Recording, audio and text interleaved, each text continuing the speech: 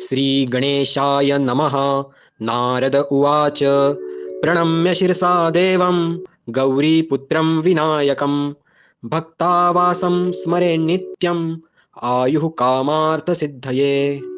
प्रथमं वक्रतुण्डं च एकदन्तं द्वितीयकं तृतीयकृष्णपिङ्गाक्षं गजवक्त्र चतुर्थकं लम्बोदरं पञ्चमं च षष्ठं विकटमेव च सप्तमं विघ्नराजेन्द्रं धूम्रवर्णं तथाष्टमं नवमं भालचन्द्रं च दशमं तु विनायकम् एकादशं गणपति द्वादशं तु गजाननं द्वादशैतानि नामानि त्रिसन्ध्यायः पठेन्नरः न च विघ्नभयं तस्य सर्वसिद्धिकरं प्रभो। विद्यार्थी लभते विद्यां धनार्थी लभते धनं पुत्रार्थी लभते पुत्रान् मोक्षार्थी लभते गतिं।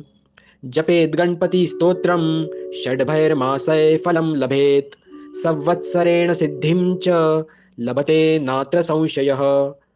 अष्टभ्यो ब्राह्मणेभ्यश्च लिखित्वा यः समर्पयेत् तस्य विद्या भवेत् सर्वा गणेशस्य प्रसादतः इति श्रीनारदपुराणे संकष्टनाशनं श्रीगणपतिस्तोत्रं सम्पूर्णम्।